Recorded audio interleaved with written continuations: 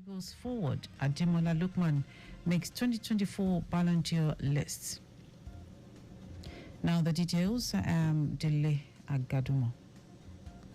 Lagos State Governor Babajide Sanwo-Olu has approved extension of flexible work from home initiative for additional 3 months with effect from Wednesday, 4th of September till 3rd of December.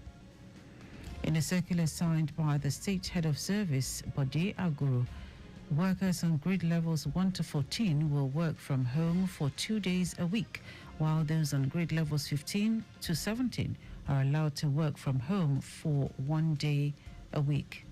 Aguru said it has been observed that the policy has recorded a positive impact on work productivity at various ministries, departments and agencies of the state government. He said all accounting officers are enjoined to note the contents of the circular for compliance and give it the deserved service-wide publicity.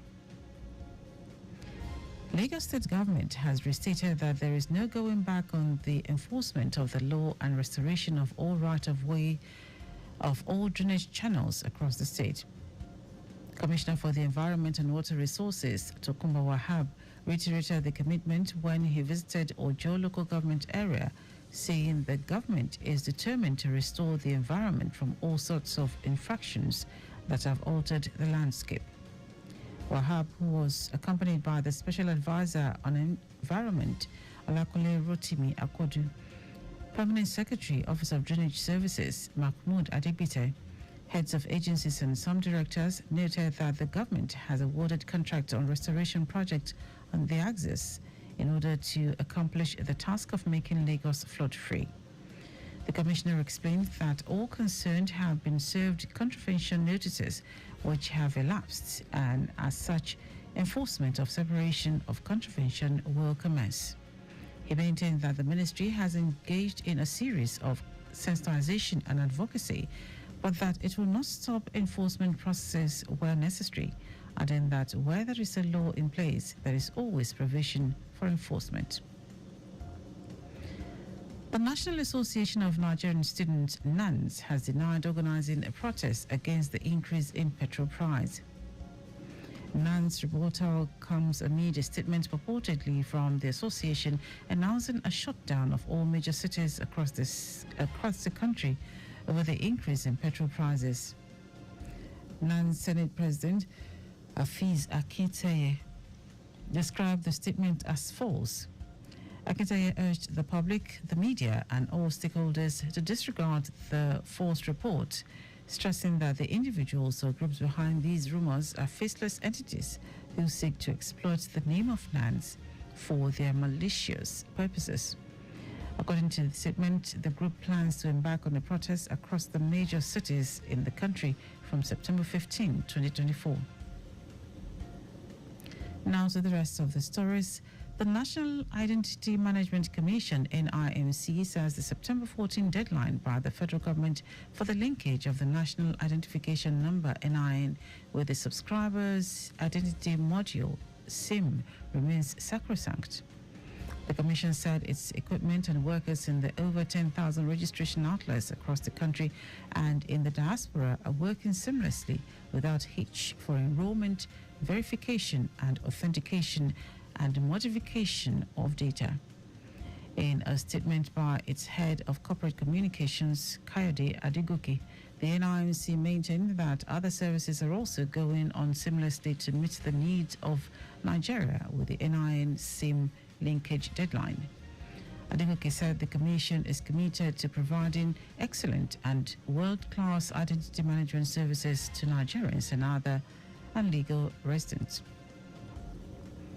The Chief of Defense Staff, Christopher Musa, has confirmed that the military would be deploying more soldiers in Yobe State following Sunday's terror attack on Mafa Village, Tamua local government area, where insurgents massacred at least 34 villagers and set several houses ablaze. Musa stated this when he received Yobe State Governor Mai Mala Buni, who visited him in Abuja to seek support following the massacre. The CDS pledged to deploy additional personnel and implement innovative strategies to curb the movement and attacks by criminal elements in identified areas. He emphasized the importance of enhanced collaboration between the armed forces and local communities to effectively combat terrorism and other criminal activities nationwide. Expressing deep concern over the escalating incursions of terrorists into the state, Governor Buni emphasized the need to address the attacks on soft targets along the borders where lives are lost and properties are looted. And now to foreign news. Israel's Prime Minister Benjamin Netanyahu has insisted his military must retain open-ended control over Gaza's southern border area with Egypt, known as the Philadelphia Corridor, digging in on a position that threatens to derail ceasefire efforts. Netanyahu stands on the corridor, which was seized by Israeli forces in May, has become the key obstacle to reaching a ceasefire deal in Gaza as pressure mounts on the Israeli leader amid mass protests domestically demanding that a deal be reached that brings captives home and international outrage as the number of Palestinians confirmed killed by Israel's military in Gaza nears 41,000.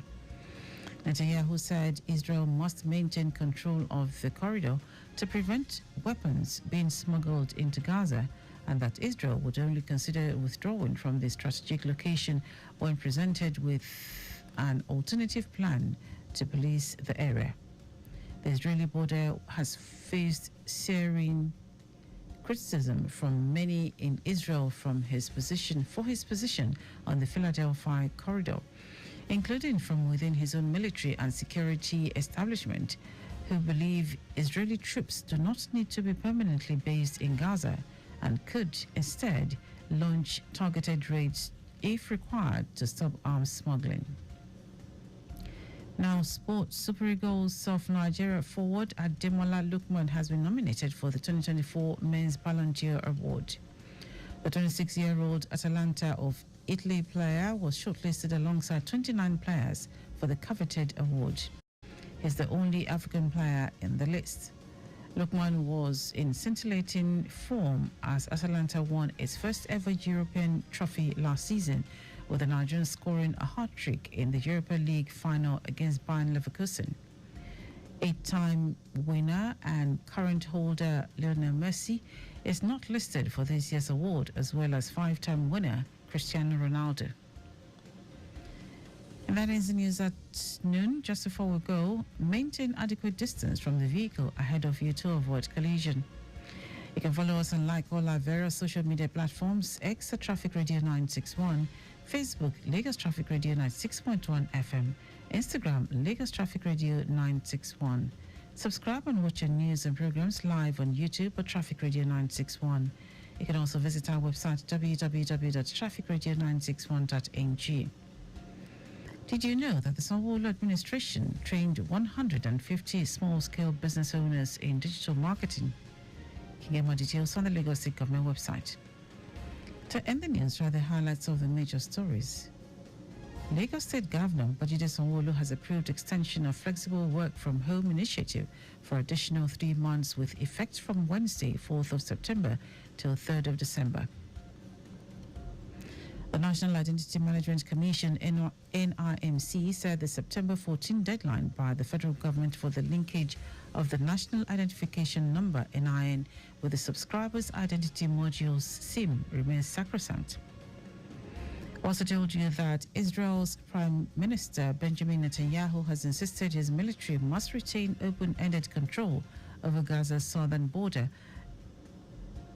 area with Egypt, known as the Philadelphia Corridor, digging in on a position that threatens to derail ceasefire efforts. And in sports, Super Eagles of Nigeria forward Ademola Lookman has been nominated for the 2024 Men's Ballon d'Or Award. For contact with the newsroom, send a message to info@trafficradio961.ng. That is the news broadcast compiled by Abiola Fabolagun. I'm Dele Agadumo. Good afternoon. Thank you for listening.